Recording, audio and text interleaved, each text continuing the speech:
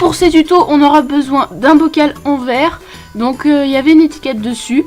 Et je l'ai enlevé en laissant tremper l'étiquette dans de l'eau chaude. J'ai imprimé des flocons que j'ai pris sur internet. Et je vais venir les découper avec un ciseau ou un scalpel.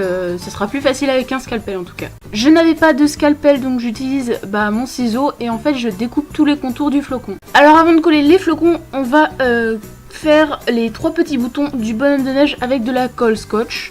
Et pour faire les boutons, nous aurons besoin de paillettes.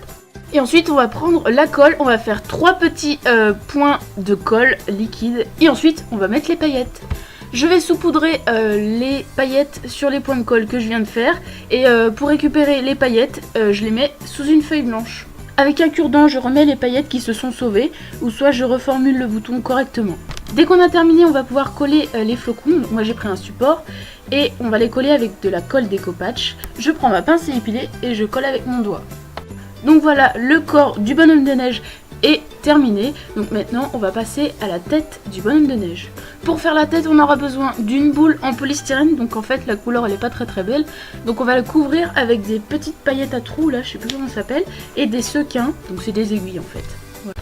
Et des perles, mais on n'aura besoin que de perles orange. On va commencer par les yeux. Donc en fait, vous prenez 2 petites paillettes et ensuite vous enfoncez le sequin dans la boule. Pour faire le nez, j'ai pas de carotte miniature, donc je vais utiliser un sequin et je vais mettre 6 perles orange sur le sequin.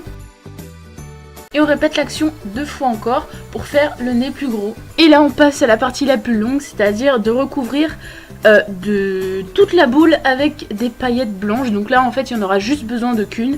Et vous devez les superposer mais juste sur le bord, seulement.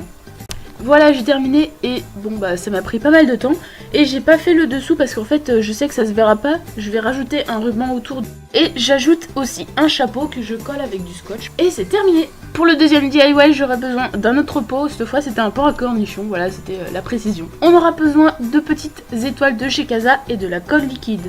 Et ensuite on va venir les coller un petit peu de partout. La création est terminée. Alors pour que ce soit plus joli, j'ajoute un ruban autour pour cacher les rainures du couvercle. Et en fait on peut mettre tout ce qu'on veut dedans, mais moi j'ai mis des petites pierres rouges et blanches.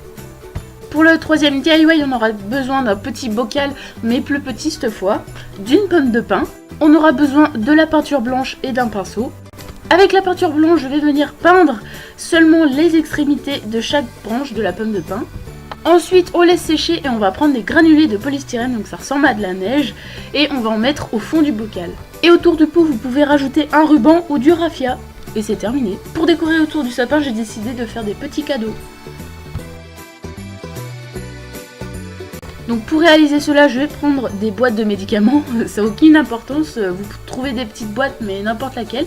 Et du papier cadeau que vous avez recyclé du Noël dernier, bon moi je garde tout, voilà je recycle tout, et du Bolduc. Et ensuite on l'emballe comme si c'était un vrai cadeau. Et avec le Bolduc, je viens croiser les rubans et en faire un nœud.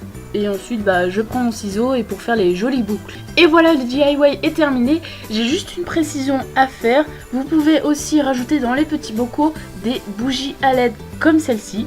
Donc moi je vous dis à la prochaine. Laissez-moi des pouces bleus si ça vous a plu. Et dites-moi en commentaire quelle est la création que vous avez préférée. Et surtout, joyeuses fêtes de fin d'année.